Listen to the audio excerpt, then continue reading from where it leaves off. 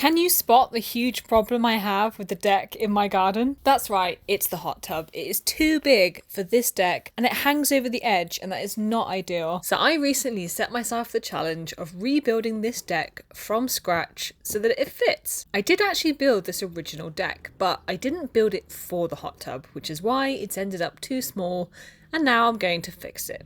And the best part is that I've put the entire build into one video so you get to see it be finished.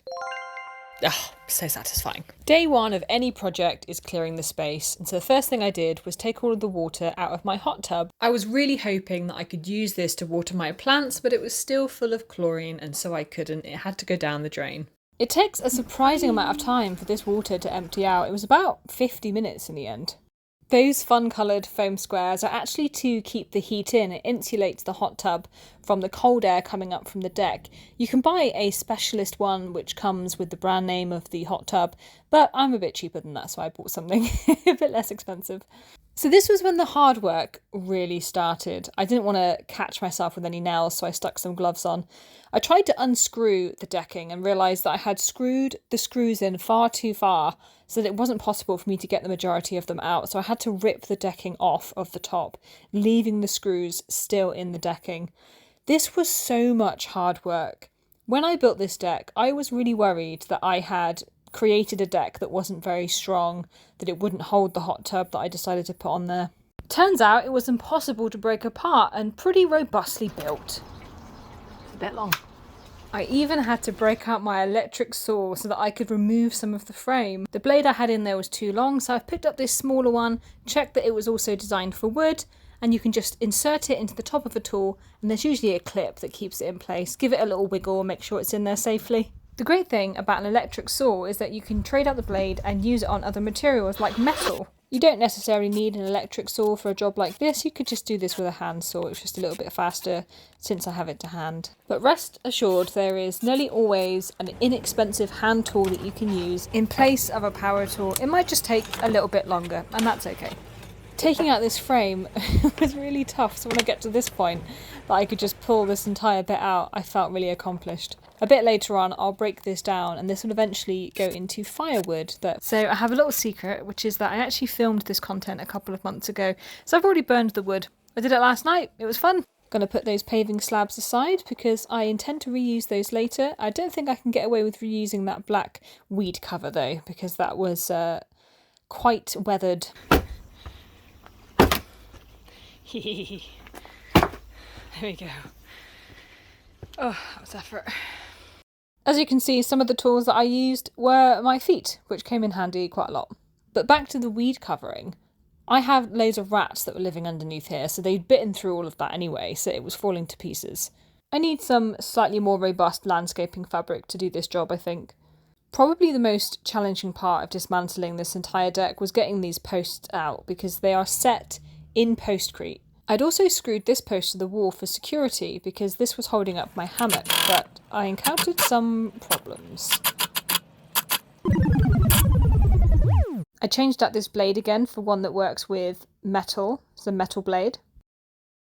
Even though I successfully managed to use my electric saw to cut off the end of this screw, the thread was still catching on the wood inside, and that meant it wasn't coming out of the wall. So instead, I got in behind there with the electric saw and cut this screw in half. Here you'll see me exercising the wiggle technique. Give it a little wiggle so it comes out. It's taken me days and days to even pull this thing apart. It's a lot of effort. This is a massive job that I've taken on. Isn't that always the way though? You think it will take a very short amount of time and quite often they don't. It's time for me to take the rest of this out. I'm going to collect together some rubble sacks, which I will put this waste material into, and then this will be taken down the recycling centre. I mostly use my gardening fork to get these out. My gardening fork is used to pulling up potatoes, not concrete, but here we are. Just goes to show you can use most things as a tool. Don't know if you've noticed already, but this entire wall area is coming away. That needs to be rebuilt before I can put the deck in. Another job that needs to be doing. Also, I don't know if you heard it in the background, but my neighbour was yelling at her dog Scooby. Don't know what he was doing, but he must have been very naughty. Anyway, I cleared this out, this area, so that I could rebuild it. pulled out any loose stones, and I also have some excess stones I'm going to use to build it up. What I do have is all of these stones that were underneath the deck or in other parts of my garden that are left over from when I took down a wall inside of my basement.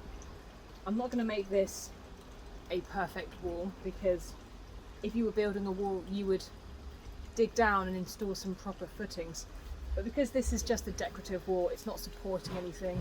If it were to fall over, it really wouldn't be that much big of a deal. I'm just going to put some rocks, some bricks underneath it and build it up, set them together with some mortar. Fortunately, I already have a lot of what I need, including sand and cement.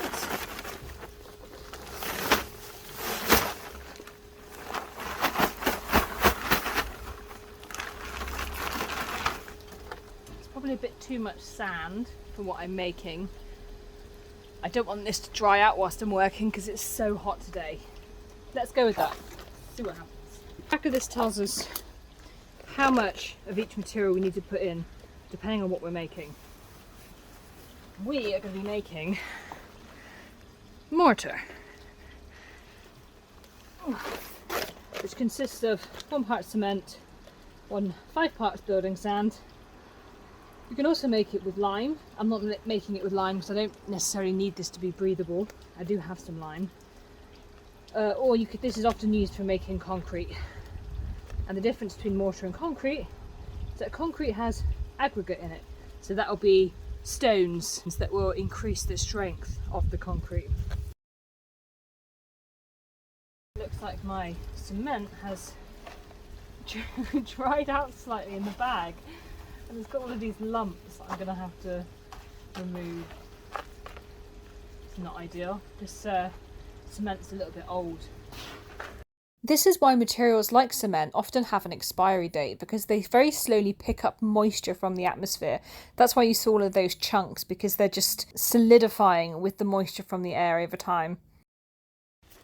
There we have some mortar. I should point out that it's weird that I'm mixing it with my hands. That's not how you normally mix this. I mix it like that because I find it easier to work with. Normally people would do it with a spade. I've put some gloves on to protect my hand, but it's worth mentioning that the material like this is often corrosive and it can go through your gloves after a period of time. So this isn't necessarily a method that I would recommend, but it is how I decided to do it. And what you might be thinking is that this is the ugliest wall you've ever seen, and you would be correct. But I really don't mind. I just wanted it to be done quickly, and now the job is done. Whilst that dries, I thought it was time to get out this last post, which was immovable. And let me tell you, moving this was nothing short of a spiritual experience. Honestly, I never thought it was going to happen. I prayed to gods that I don't believe in that this would come out. I spent probably about 2-3 hours trying to get this out. This is sped up by about 100 times. Not even my wiggle method worked, and I was wiggling. Honestly, I really wiggled. And as I sort of alluded to a bit earlier in the video, I actually made this deck a couple of months ago. This day was one of the hottest of the year. It was about 28 degrees. Part of what made this one particularly challenging is that 2 of the sides were flat up against 2 walls, and I couldn't put a lever behind there to shift it out. Thank you. Thank you for coming up.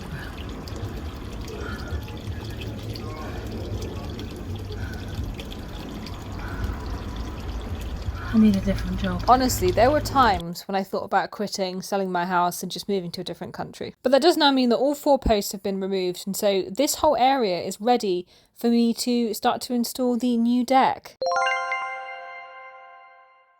The very first step was to install some new posts, and I wanted to add in some breeze blocks for the footings. I didn't do this on my last deck actually, and I thought I would do it properly this time. This just means that it's not going to be sitting on the soil and it's going to have less chance of it rotting. It also adds a more secure surface. The posts need to be about 70 centimetres deep, not including the breeze blocks, so I was digging down about 90 centimetres to get the right height.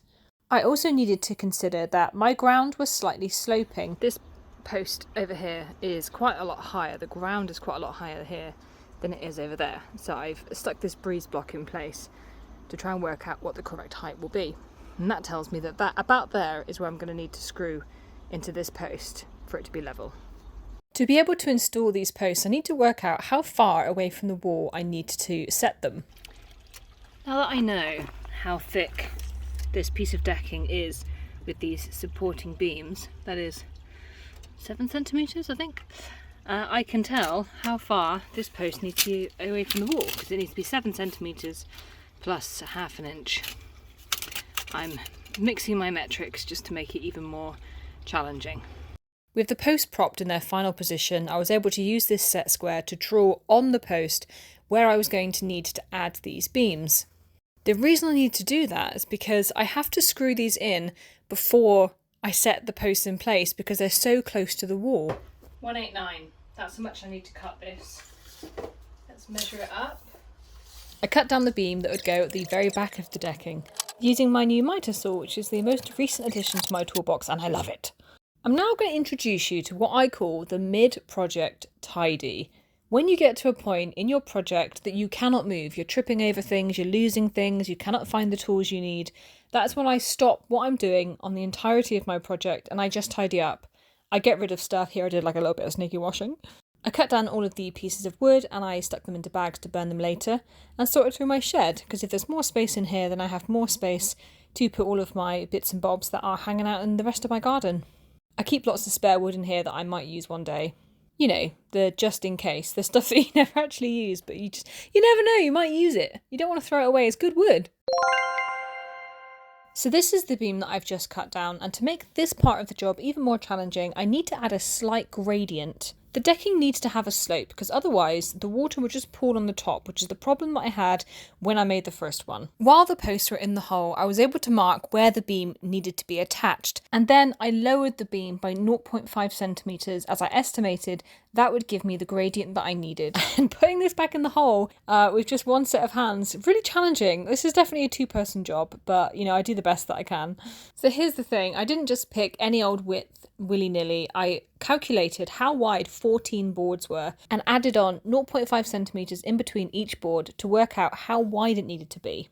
This piece of wood was really warped, which was a real pain. I screwed in some of these screws to try and give me the leverage I needed to pull it into the correct place so I could screw it in, but it didn't work. These screws just bent, so this was really tricky to try and straighten this. I did eventually manage to get it mostly straight, and when installing these posts I checked to see that they were level on both sides. I moved this down slightly because the level measure was showing that it wasn't level. I did this for all four corners and I want to make sure that everything is straight before I fix the post in place. What you might have missed just a moment ago is that I actually added some oil onto the cut ends of the wood so that they are protected from the elements. For outdoor projects like this, you want wood that has been treated and is suitable to be used outside. Otherwise, it can be prone to rotting and it will fail much faster. This is why it's a good idea to retreat any areas that you've cut with something like oil. Another thing I did to try and make sure that this deck would be straight and true was to add these beams at the top. As you can see, I'm doing it quite willy-nilly. I don't really mind where they sit as long as they are the right distance apart. That's because I'm only installing these temporarily just to make sure that the posts are standing up straight. Remind me never to do this on a windy day again, fighting for my life out there. And I measured to make sure the distance between the posts at the top were the same as the posts at the bottom. I haven't even cut the posts down, I'm just using them at their full length, and I will try and reuse the holes that I've created in them to secure them fully when I come to do this part later on. It was finally time to use the postcrete. Now this stuff I find super easy to use. You fill up the hole 1/3 and you keep going until no more water drains away, and then you add the product on top. Now you don't need to mix it, the bag says you don't have to, but I like to give it a little prod just to make sure it's all mixed. You then leave it to set, which it does very quickly, and don't forget to wash off your tools.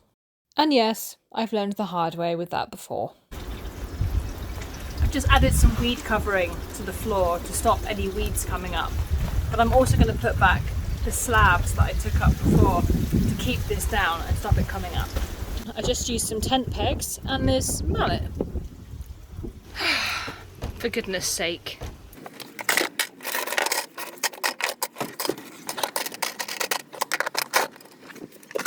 There's actually more than one reason that I decided to use these slabs to keep the landscaping fabric down. I've got nowhere else to put them. I did at one time try and sell them for people to use in their garden, but because they're coloured, they didn't really appeal, so it's a good way to get rid of them. The joists, which are the bits of wood I'm doing right now, should be placed 40 centimetres apart for the maximum support. I drew these lines at 40 centimetre intervals and then I placed the wood in the very centre. I also continued a bit of a battle with this beam that was warped because it was still coming out, and I thought some longer screws would keep it in place better. I came across a bit of a problem here in how to secure these joists to the beams. On this side I can just screw them directly in, but on the other side I had to go in from this angle because I obviously can't reach the back. So this is how I decided to install them. Once I had screwed in just a tiny little bit to make sure that the screw didn't fall out, I then changed the angle so I could come in at 45 degrees. I did that on both sides. The pieces of wood that I used to build this previously were actually pieces of wood designed for storage racking.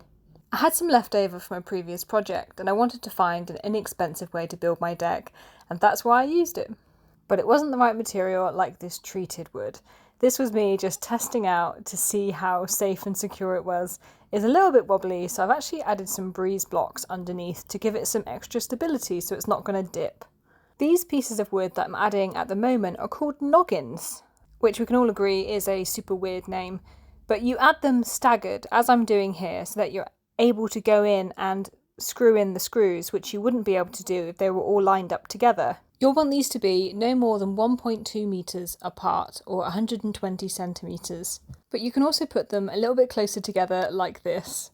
I want my deck to be very sturdy because I'm using it for something very heavy. A hot tub like the one that I have weighs about 630 kilograms when it is full of water, not to mention the people that you might have inside of it, including very recently 3 of my closest friends. For all of these pieces of decking, I'm going to cut the end off. Usually they come with quite a rough edge and I want that to be flush and flat.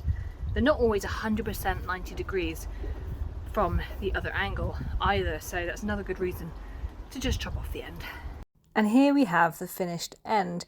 You don't need to take off very much. Here I've just taken off 0.5 centimetres and it's given me this lovely flush smooth surface. I can also butt this edge right up against the edge of the decking. I'm going to start with 2 of the most difficult cuts to do, which is around this post. I've drawn these lines in both directions and I'm going to cut a notch out and then fit it around the post. I'm going to use my jigsaw, but you could also use a hand saw for this. On this piece I've drawn the horizontal and vertical lines so that I know which piece I need to cut out to fit it nicely around that post. The trick to getting in that awkward space is to cut at a diagonal to be able to get into the corners. So this bit that I've cut, I feel like it needs to be a tiny bit further this way. Look, you can see the wood is overlapping. So I'm going to, in fact, my brain is not braining because there's going to be a piece of wood here as well. So that's actually in the wrong place. Boo! It's fine. This is what happens. Sometimes you cut stuff and then you realise you've done it wrong. This piece is too long for this anyway, so it's not like I've wasted the board. What I'm going to do is I'm going to get into the board and I'm going to stick it here so that I remember that it needs to be a little bit wider, just like I've done with this one. I'm going to cut this off just here, and then I'm going to cut this little bit out again. And I'm going to make sure it's long enough, and then I'm going to cut out that side. Oh, perfect! Give me praise. I picked up all of the boards that I hadn't yet cut and I took these inside ready to cut on my miter saw. But before I lay them, I wanted to add an extra beam onto the sides for extra security. The ones that I've used initially are quite narrow, so I want something that's going to add a little bit of extra support. It did, however, mean fighting with some of the postcrete that got stuck to the post that meant I couldn't add the beam here. It was standing proud, so I had to chip it all out with a hammer.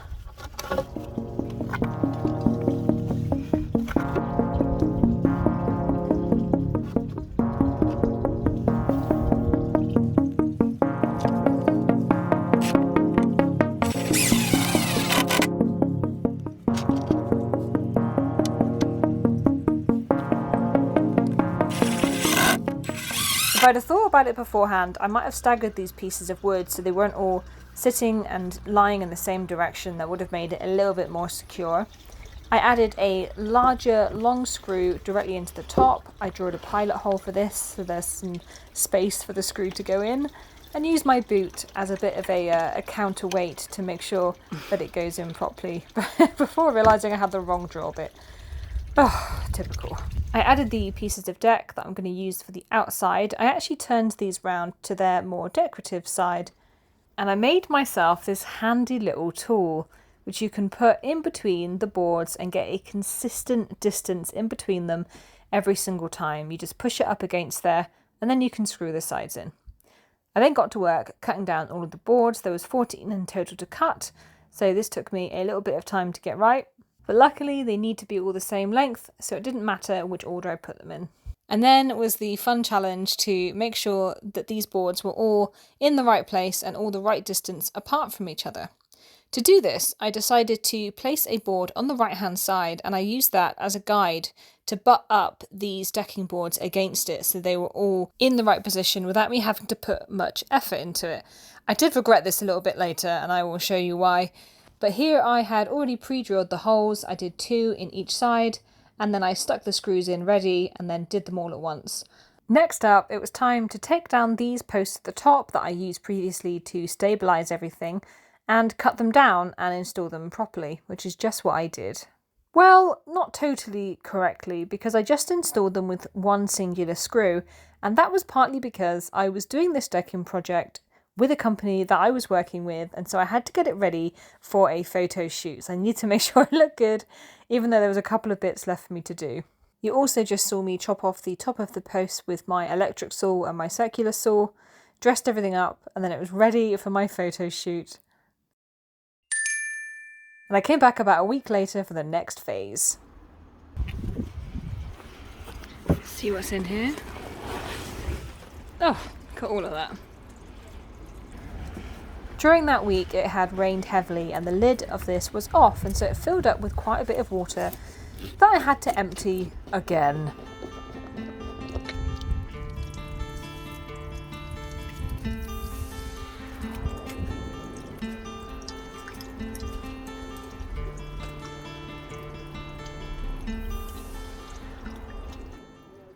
Look what I found. Excuse me, Emma, but I really feel like you're not getting into the spirit of this deck building. Could you pay some attention, please? I started by adding some extra screws that were longer to support these posts. And in doing this, I also corrected one that was a little bit wonky. I hadn't screwed it in very straight, and so I used this opportunity to pull it a little bit closer to where it needed to be. Had to also take out the old screw to be able to install these new ones.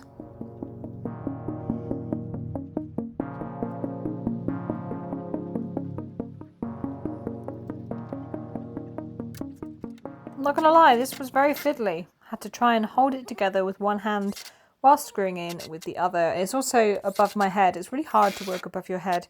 I could have got a stool, but, you know, can't be bothered.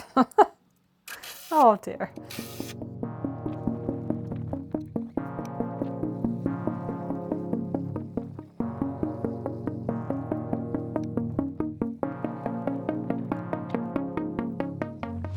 It's only been just under a week since I built this deck, and it's already covered in marks.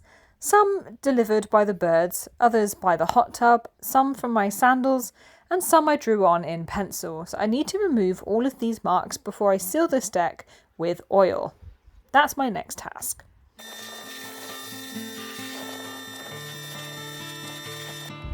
Come on, have a look. Come here. Don't fight.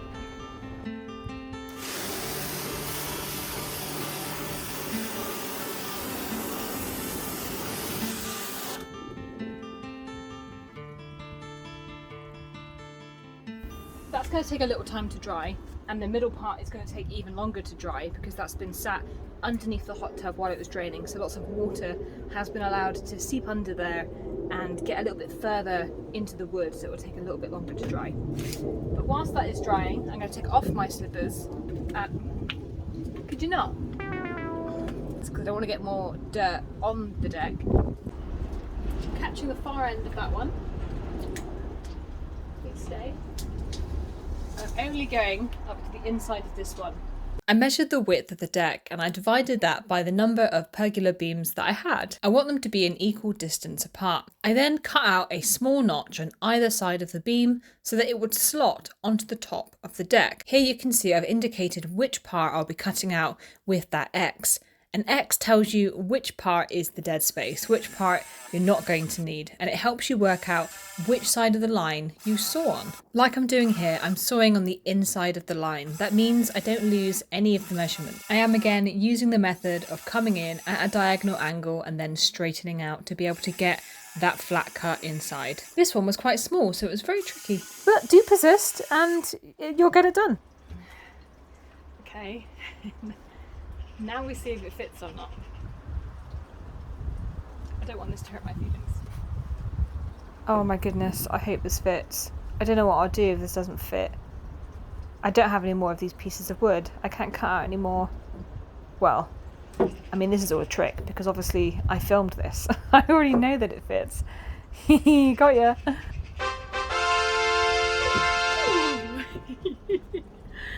Oh man, I love it when it fits. I then measured and cut out the rest of these pieces of wood. I discovered that they were actually out by just a millimetre or two, so I had to cut them at slightly different measurements, which was a bit frustrating, and make sure that I got them in the right order, but they went on perfectly. To make sure that these are secure and they don't blow off in the wind or move, I'm going to screw them in from the top, which will involve drilling some pilot holes and then adding some very long screws so that they are secure, which is what you'll see me doing now. Just as I was about to screw them in, I thought, do you know what? I need to seal these edges with some oil. So I did that first. I got out my decking oil and I pulled them out of position and I just did the bits that I knew I wouldn't be able to reach once these were screwed and secured in place. There is one part of the build that I was yet to do, which is to add some pieces at the base of the deck, which would stop the rats from getting under there and building a home, which is what they've done previously.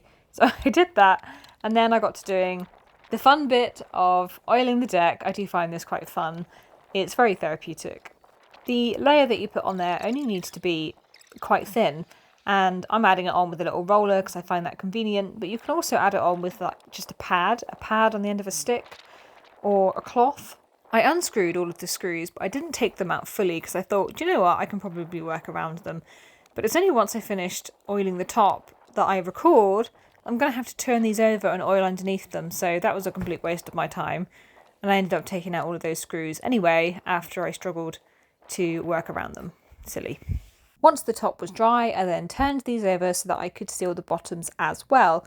But make sure when you do to avoid getting any drips, because when they dry you'll be able to see them, so just wipe them off gently with a cloth. Here it is from yesterday. This is all dried from the first coat last night. Oh, really crisp. Okay, second coat. Really frustratingly, when I took these, this particular piece off that was around the back, it was wedged in there quite tightly. I probably could have made these gaps a tiny bit wider because the wood has expanded, and that's why it was hard to get off. And this piece goes on there, so it fell off. But it's fine, I'll glue it back on and we'll be none the wiser. For good measure, I did make these cuts a little bit wider so that it can continue to expand in the future. And then got to work fixing all of my problems. Well, not all of them. Only some of them you can fix with wood glue. But the ones that I could, I did with wood glue and clamps. No one has to know. Here's a close-up of how I'm actually applying it. I'm just applying a whole bunch of blobs on it and then smoothing it out with my hand so that the entire face is covered. I also applied the glue on the other face as well to make sure that it was really going to be fully covered, and then I wiped off any excess. I then needed to remove all of these stickers that I forgot to take off. I came back later to discover that it had dried, so I took it off, and then I had to very carefully fit these back into the positions they were before, and this time, don't break it. After brushing the structure of the deck with a brush, I then also sealed this as well with the decking oil.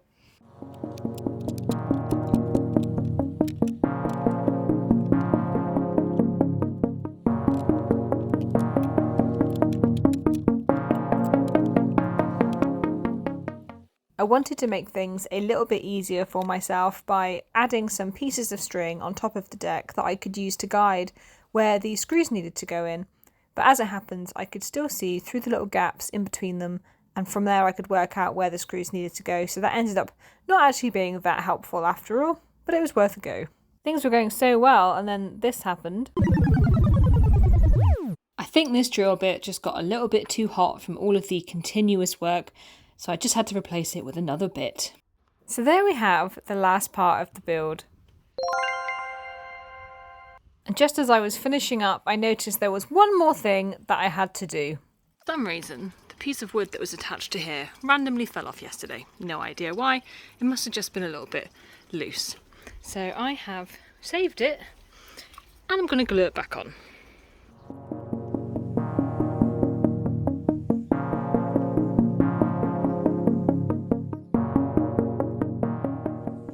With the deck build finished, I needed to put everything back together, which involved cleaning out the hot tub, which had gotten surprisingly dirty in the last week or two, and making sure I was happy with the position of the hot tub and the pump before I filled it up. And talking about filling it up, can you work out what's happening here with this weird hose window setup?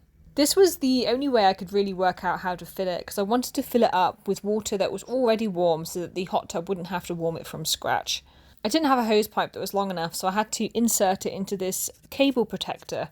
That's what this black piece of plastic is. It's designed to protect cables in the garden so they don't get nibbled at by mice and things like that.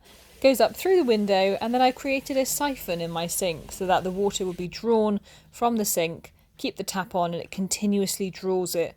It's a great way to fill up a swimming pool, and it's one of the most popular DIY hacks that I've ever shared on my channels. So what do you think of this deck build? Do you feel like you learnt anything for your own projects? Oh, wait a second. I totally forgot these. Let's just, nothing to see here. I really hope you've enjoyed this project. It took me about 20 days to do it overall, but the most enjoyable part of this project is, of course, sharing it with you, because I can share my DIY hacks, the things that don't go well, so you can remind yourself that you're totally normal. DIY is for everyone, and it continues to be my sole purpose to help more people get into DIY. Thank you for watching, and if you enjoyed this video, don't forget it supports me enormously as a creator when you comment on videos, subscribe, and when you share. See you soon!